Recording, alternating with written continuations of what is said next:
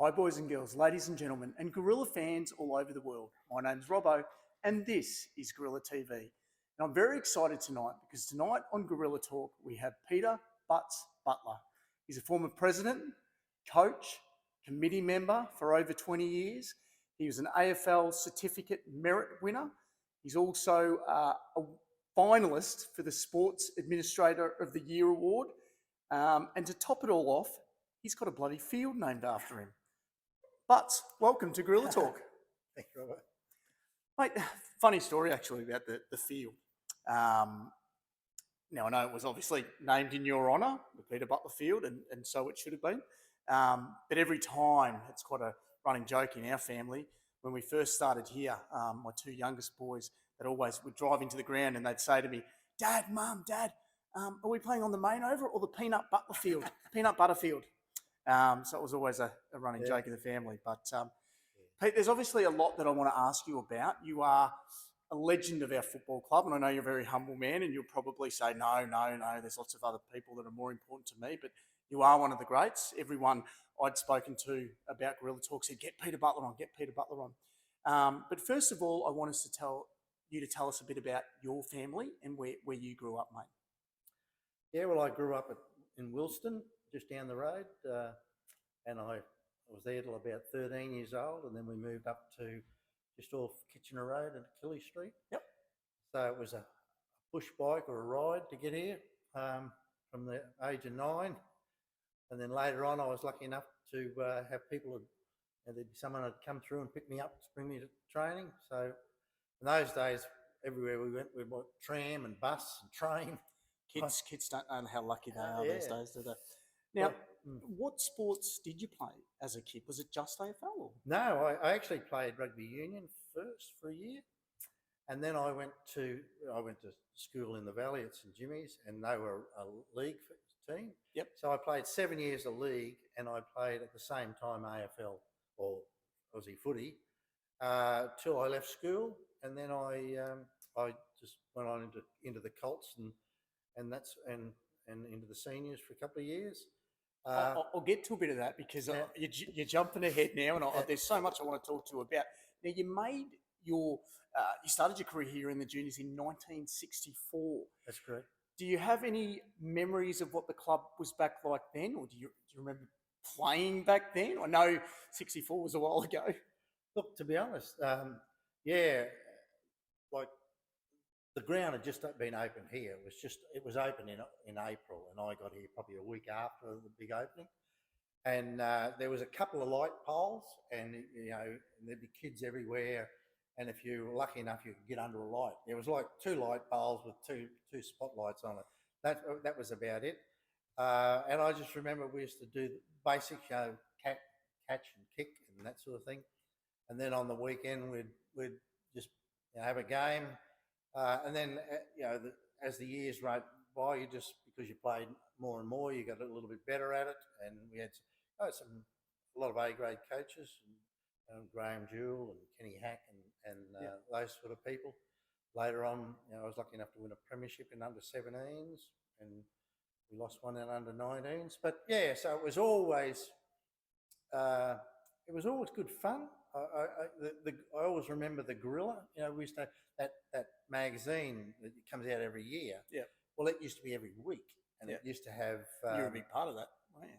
Oh yeah. Well, for a while, Kerry, my ex-wife, she did a lot of stuff with that.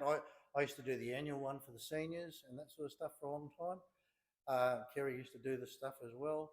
But there was a good team of ladies that worked pretty hard those days. I mean, the whole situation was handwritten stuff, no drop into a letterbox, someone type it, then be Ronio'd. It was wonderful. And then everyone would finish training on Thursday night, run up to the canteen and see if you could get if your name was in the Gorilla.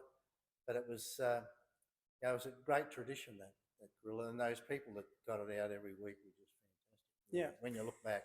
And you went pretty much from juniors into Colts onto seniors. Is that was the progression? Yeah. I played 17s in 71, we went into Colts in 72, 73. I played a bit of reserve grade, I think, in 73. Yep. And in 74, went into the A grade. And then in 75, then I got injured. That's basically, and I was studying, doing other things. So I played a bit more in the late 70s in reserve grade. And what were you like as a player, Pete? I was fairly quick, pretty determined. Were you better than your brother Jim? Because now's your chance to tell him. Oh, no, well, I think Jim learned a lot of me, but Yeah, I agree. I was an average footballer. I mean, I didn't play long enough, really, in hindsight. Yeah. And I was studying 3 nights a week. I was never fit enough in the end. So, and then I got injured. So, building houses, all those, I suppose they're excuses now, but I certainly loved it. And then I moved into coaching, and by late 70s, I was into coaching, and early 80s, and I love that too. Yeah. I'll get to coaching in a sec. Do you have any fond memories as a player on and off the field? What was it like after you finished the game and then you came back to the club rooms? Did everyone stick around and celebrate? There were big nights here, or? Oh, yeah. Look, there was a lot of big nights, but to be honest, the bigger nights that we had, we were under 19, so we all stuck together and we came to those socials and that sort of stuff. When by the time I got into seniors, I was a young kid and there was a lot of older guys, so there wasn't as many young kids. A few years later, the Toys and Rushbrooks and all that, they flowed through, and they had just because they stayed and they had they got better, and they were a pretty successful sort of team. They'd come out of a Colts premiership.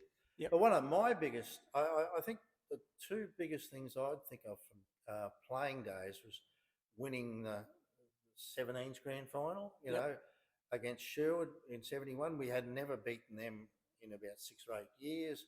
And the coach just got in our head. He just did a simple thing that he did was he arranged, the first time we went and played them, we used to run out smallest to the biggest. Yeah. And he just went, oh, stop. Big blokes down the front, little blokes at the back, let them run out first. He instructed the players, the bigger blokes, out, run past them when they're in the run really close. Yeah. And we ran, that's all he did. And I went to my wing and the bloke said, geez, you're big this year. Couldn't, we just got in their head and we beat them by 9 goals. And then a couple of years later, we played a grand final against Maine and we hadn't come within 100 points all year. 3 times they beat us by over 100 points. And in time on, it was all draw. Wow. It was all draw. And we probably could have won it, but I don't think we believed we could have won it. And so I learned a lot about, And you didn't get within 100 of them? Wow. About 102, 103 was the closest we got all year. And in time on, I think they won by about 7 points. Were you the difference that day? Oh, I wouldn't say I was the difference, but I mean, we had a couple of real good players. But I think I got a couple of awards, best finals or something. Yeah, a couple of those. This is your chance, mate, to tell everyone how good you were as a player. It doesn't. Yeah, it doesn't matter. It's so long ago, but having the. Did you get the chance to play with Jim? No, but I coached him. I coached him in 80 and 81. Yeah, your paths just sort of didn't cross. Yeah, because I'd left home. Jim's 9 years younger than I, and I'd left home and that sort of stuff. But and Jim helped me coach. I was coaching about 78. I think he came down and used to help, but coach the junior side. But we played cricket together. Because I probably played a lot of cricket, and I would say I was probably a better cricketer than football. That's your claim to fame. I wouldn't say I claim to fame, but same thing. Not enough effort. Now, obviously, your career, you're saying, was cut short due to injury and sort of study commitments. And then you went pretty much. This is not very professional of me. I'm just changing sheets now. Don't mind me. Then you jumped into coaching with your 2 boys, Joel and Ben. Well, I coached before. You coached before that, yeah. I coached that, but I never coached Ben. I coached Joel. Okay, you didn't coach Ben. Okay. I never coached Ben. I thought I was better to watch. And really, Yeah. really, also by the time Ben was what, 15s and 16s and all of those seniors had started up, and I'd started the seniors up, and so that was took Saturday afternoons and that sort of thing. But Ben was a pretty good footballer, and so was Joe. They both won best and fairest, I believe, at the Yeah, they at the won club. 18s. Yeah. Ben played state Yeah, footy a couple of years for Queensland. Yeah, Yeah. before he did his shoulder. And that. Yeah. So, and Joel was more the cricketer than the football. Than the footballer. Yeah. How did you find coaching? Obviously, playing it's different, and then you come into coaching. I assume you look to me like you're a bit of a thinker of the game, and you'd analyse the game. Yeah, I think as a coach, I'm more with time. I was a skills coach, and so I spent a lot of time on the kids that didn't really have a lot of ability, and maybe at the detriment of the kids that did have a lot more time. But yeah, I think I won a premiership there in one year, and it was all about getting the kids better, getting them better. And I sort of come to realise that it wasn't if the kids won or lost; it was how much they learnt along the way that got them back the next year. So yeah, go back. I think I started. I was schools coach in 1973, so what's that? 50 years ago. It's a long time ago. I'll just agree with you. Yes. Yeah. But you obviously enjoyed the coaching. Oh, I love the coaching. I really do. I mean, enjoy the coaching more than the playing. It's hard to say. I don't think I played. I really enjoyed my playing days, but that was more to a young. I was only 21 when I gave it away. But I put a lot more time into coaching, and I think I refined what I did over the years, and then I got sort of taken off that when we started seniors up, and then that all led to a lot of other different things. But so I've gone back this year. I try and help out a bit. I saw you coaching some of the kids on the sideline, giving them some of your pointers and tips. Was very good, actually. Yeah, well, even I was listening, and that's surprising. Now, is it fair to say that you really made your mark at this football club when it came to when you served on the committee? That's where you really found yourself, being the president and growing and developing the club. Can you tell us a bit about, in your tenure, some of the great achievements that you've had and made over with the football club, and also maybe some of the challenges that you guys faced? Yeah, well, I was reluctant to become president and that sort of stuff. They asked me for years, but I was, the kids were little and there was a lot of other things to do. I was told it was where your talents really lie, well, in the administrative side of things. I think I'm a pretty ordinary administrator, but because I don't delegate enough. But I had a background in planning and that sort of stuff. So really, what happened was that the club could have kept going as a social club. We had no seniors there. We had 60 juniors. This is in the early 90s. 60 juniors, no seniors. The seniors were at GRANGE, and we were sharing the ground with Brothers Rugby League, and then I got a grant and got Craig Starcevich involved as a junior development officer. He brought all these kids down from the school. We had no one to teach them because we had no one there. So that's when we started up the second division senior side, and that's sort of what started it. And then by about 78, the club voted we could either close the door, and it was so close. I had all the football gear packed in the van. If the meeting said we're going to close it, that was it. We were going to just run the rest of the season out. So it was that close? It was that close, yeah. And then basically after that, we were lucky enough to pay the debt off. We went back as a voluntary thing, a couple of years to pay the debt off. I had Brian Benstead was the treasurer. He ran a pretty tight ship, and we got it back into the black for the next 6 years. But we developed a plan, a strategic plan of what we wanted to do. We got a grant to do that, and then we sort of stuck by it. And all the things that you see here now came from planning 20 years ago, and it's just been step after step after step to do it. So, I mean, it's always proud to, I like to come down to the place and have a look at it. It's a pretty ground, people there. I'll come down on Monday and clean the bins out, and some kids will be down kicking or something. You can always go and have a yarn to them. It's quite, the facility is very well used. And The club was obviously, and I suppose during all your time, were very, very important to you and your family. So I suppose in a lot of ways, it would have been, in you to do whatever you could possible to save the club.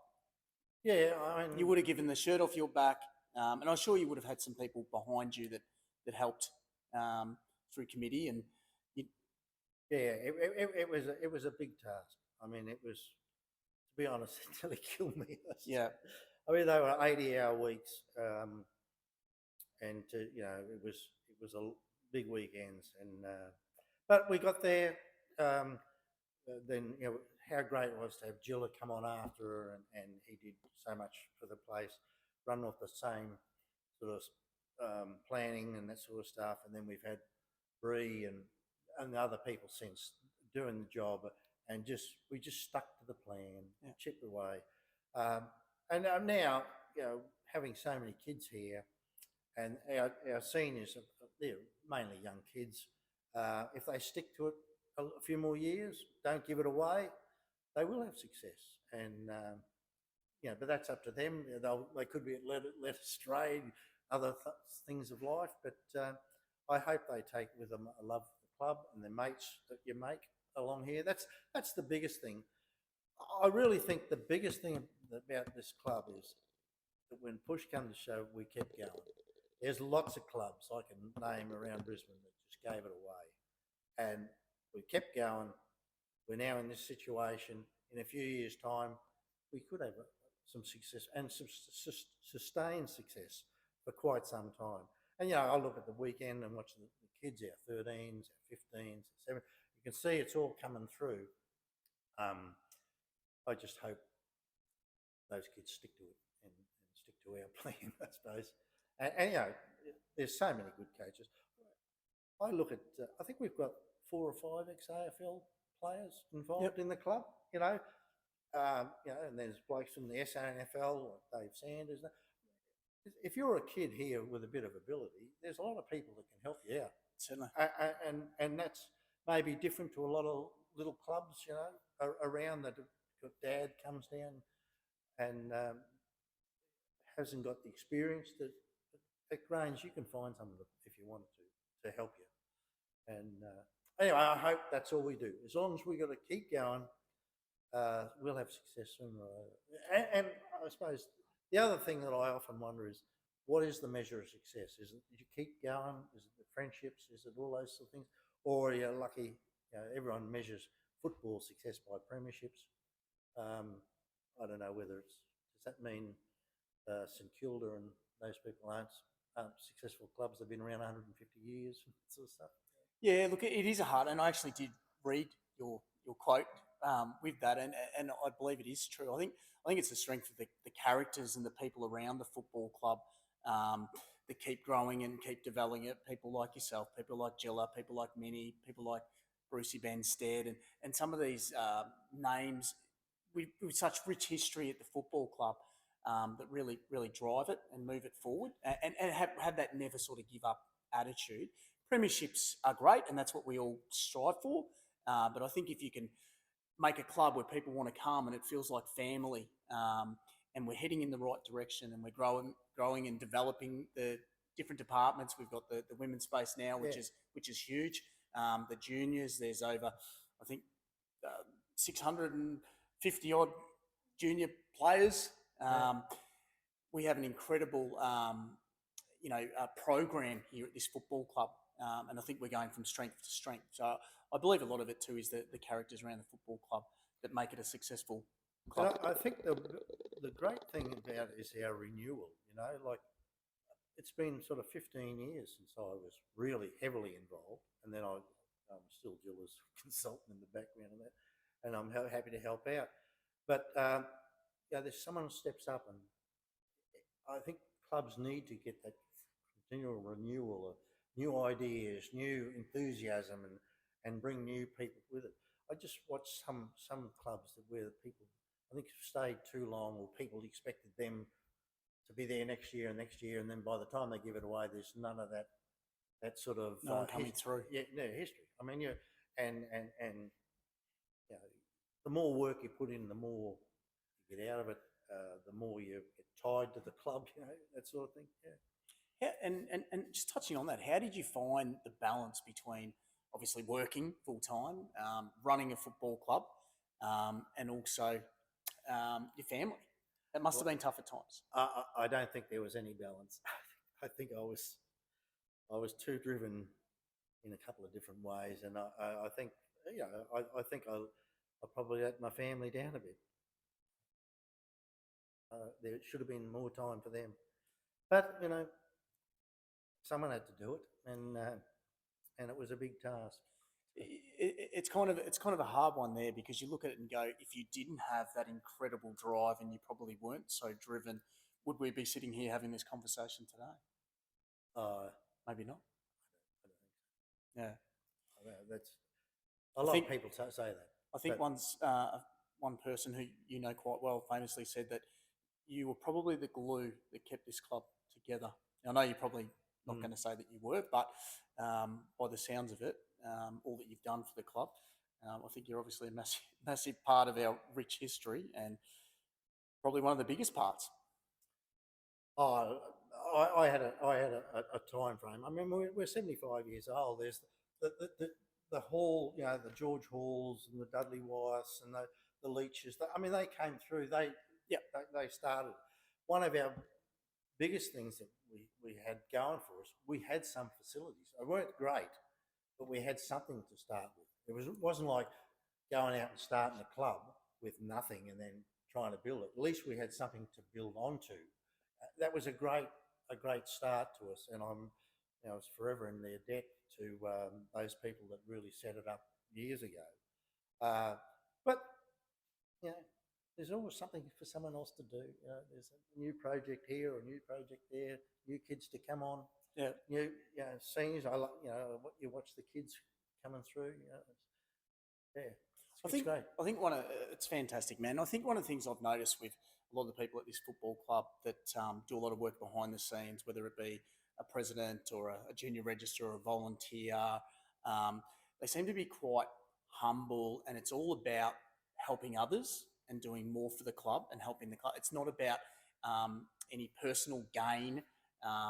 There's no it's all about me type of thing. And I've noticed from most of the people that I speak to that have such rich history of the football club, it's all about building the club, making it stronger, and all about everyone else rather than themselves. And I think you're a clear indication of that, where it was all about the football club. It was all about keeping the club together, making sure it was financially stable and moving forward. And it wasn't at all about you. No, it was never about me. I can tell you about that. But yeah, I can agree with you there. I remember there was some nights here. I'm great for the history and that sort of stuff. So we'd put the honour boards up and we kept them going and that sort of stuff. And I remember when some nights there it was it'd be pretty late, and I used to, there's plenty of times you think, oh, this is too much. I'll give it away. But you'd look at the names on the honour board and you say, oh no, I better do it for these people. It was great to keep the whole thing going, and But as I said, my part changed. I sort of moved in a lot of ways 15 years ago. Maybe that I can't remember how long ago it was, but the people that are here now are putting in effort. They put a bloody great effort in, and they plan. I get lucky enough to go along to their 5-year planning and that. And I sit there and think, I don't have to be here. These people have got it, and I'm happy to see it. There's no thing, oh, they should be doing this. No, they're building their own tree. They're making it better for everyone. So I hope that just keeps going. I hope that the kids I see down here now, in 50 years' time, will have their grandkids playing. When you see, we've got some 4 generation players here now. We do. Four And that's what we might get 6 or 8 grand. Yeah, eight generations of people that their love that comes through. I would like, having said that, I'd like those people that do. You see how many people follow the past players and all that sort of stuff. Would lovely to see them more, you know, Yeah. to drop back, go join the troop or something and come down and have a bit of fun and talk about it. Yeah, I was here the other day and Brett Grimley dropped down. You know, he was his old man played for Fitzroy, and so did he. And his son Sam dropped in as well. You know, there's 3 generations of AFL footballers, and they just dropped down and see how the place is. It was great. Come down to the mighty Gorillas. Yeah, they live in Melbourne and that. But yeah, just to touch on as we're sort of tying things up.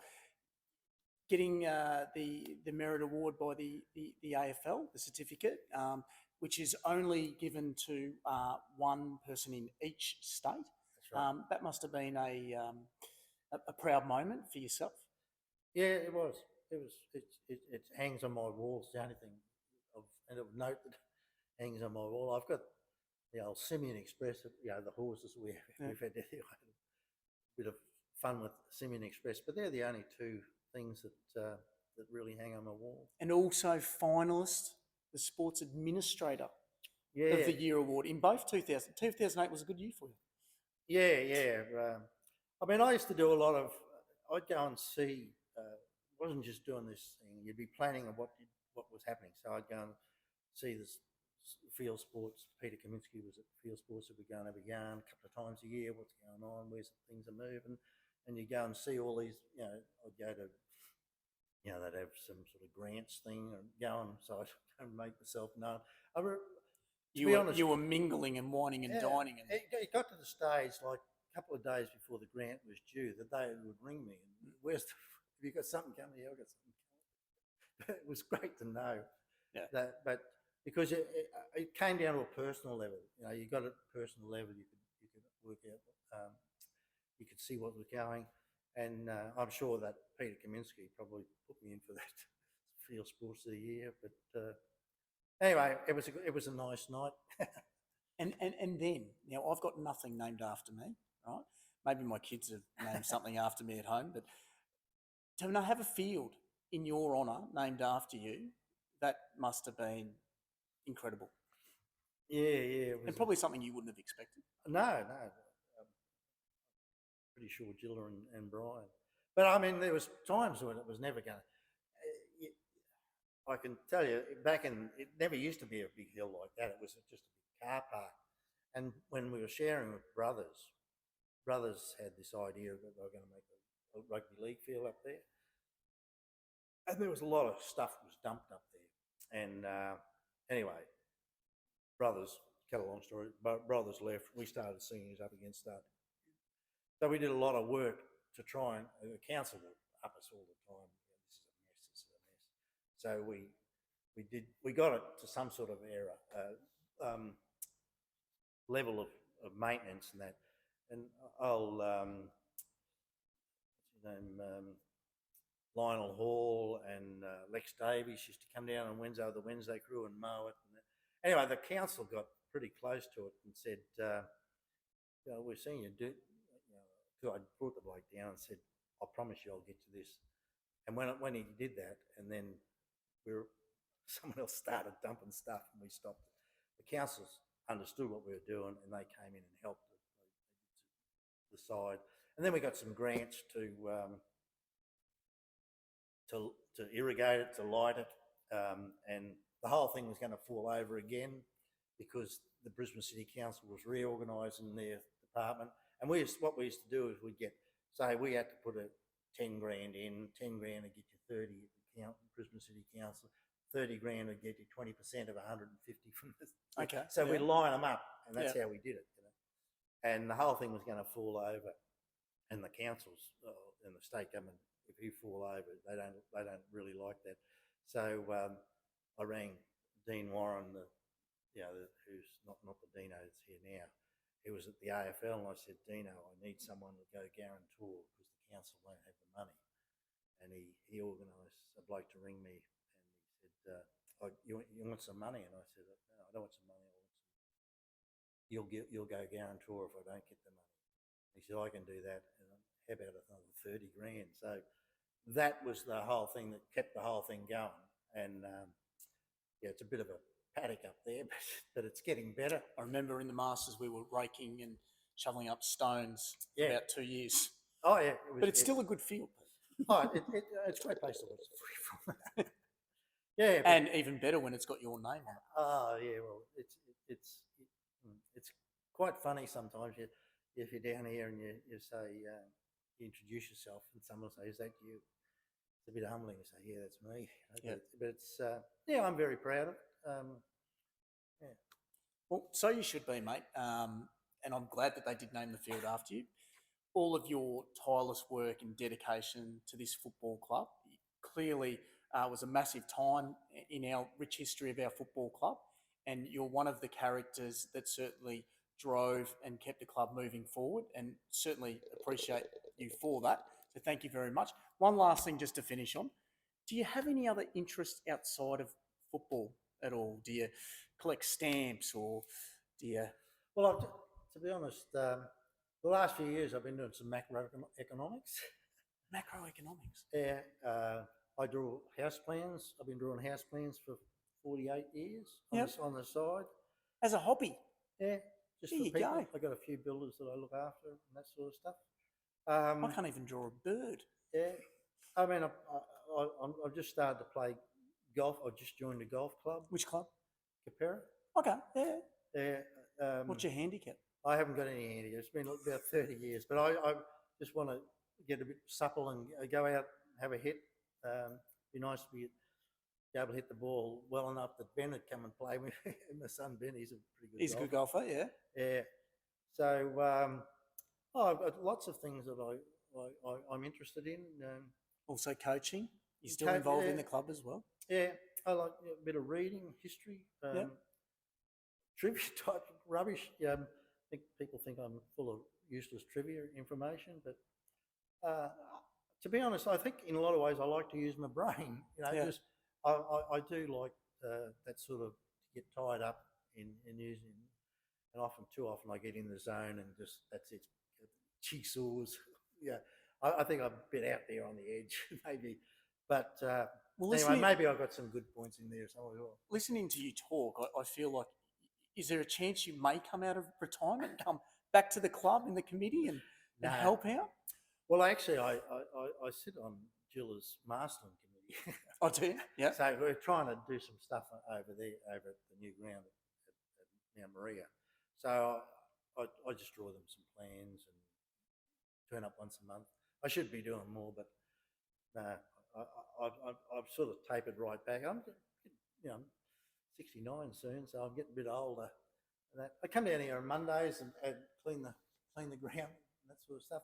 I don't get involved inside, but I mean, I think I've done most of the things over there. I think the only thing I've never done here was be a treasurer. Yeah, that'd be a tough job. Yeah, I mean, yeah, Brian was great, and I think your treasurer. Yeah, yeah, and I think what's his name that's just taken on Wayne now. I'm pretty confident he'll do a good job too. Yeah, it's great. No, look. Thank you, Peter. I really do appreciate your time, and I'm sure our viewers will thoroughly enjoy that and getting a bit of an insight to what the club was like back then. And thank you for everything that you've done. Massive, mate. I appreciate it. Thanks. Thank you very much. Cheers, Thanks. mate. Ta.